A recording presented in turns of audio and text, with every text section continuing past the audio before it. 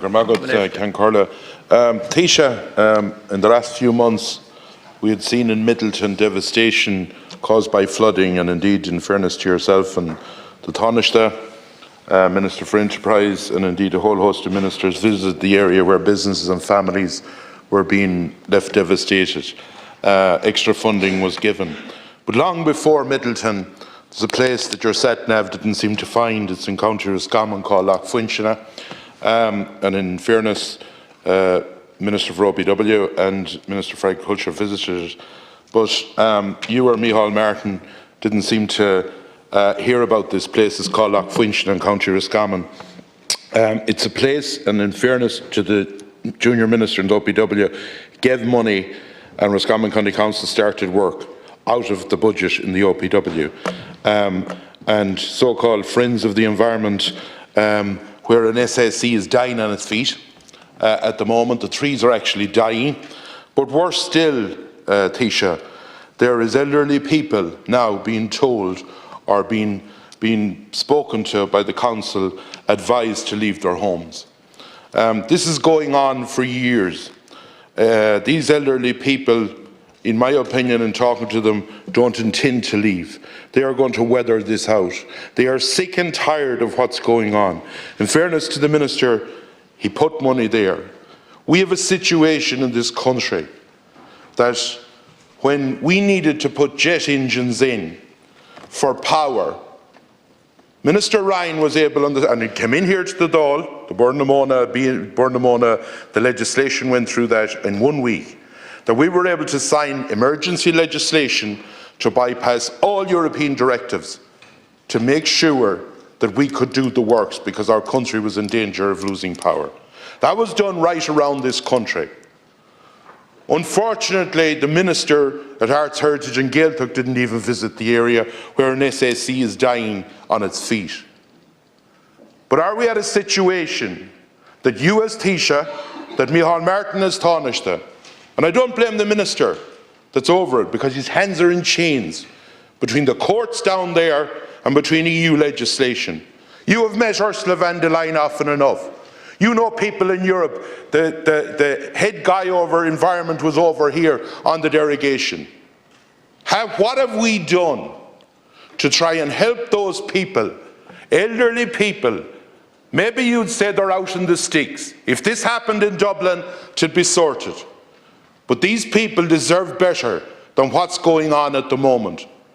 Ye have it in your hand that you can sign emergency legislation to bypass. It was done in the Corrib gas field, if you look back. You have it in your grasp to sign that legislation to bypass those European directives, to save the death of an SSC or a so-called SSC, and to save people's lives. Do you know the solution up to now? Knock one house and move the people. That was the solution. Will you do that for those people? Will you help that minister there, in fairness to him, to get these people, to get this situation resolved for those people, rather than forcing these people to fight the height of water that's coming at them once again? I just want to thank the Deputy for raising this important issue, and I know he's raised it here before in the Dáil. It is a very distressing situation for people living and earning their livelihood around Lough Fuinchina. I haven't had the chance to visit, but I am familiar with the area, and it's been raised with me personally by Minister Donovan and indeed by Senator Dolan. Minister O'Donovan and the OPW and Roscommon County Council are working to find a resolution to this issue, and temporary defences will be deployed in the interim. Minister Donovan plans to meet with the Lough Fuinchina Flood Crisis Committee on Thursday. Since the beginning of January, the level of the loch has risen by about 300 millimetres, giving an average daily rate of rise of about 1 centimetre. The level of the loch is presently 325 millimetres below the road level in some areas, and the loch, if it continues to rise at this rate, could overtop the road and inundate properties in less than a month's time. To mitigate the risk of the road being overtopped and the flooding of properties, Roscommon County Council plans to deploy temporary defences along the top of the road. This work will likely need to commence in the next 1 to 2 weeks.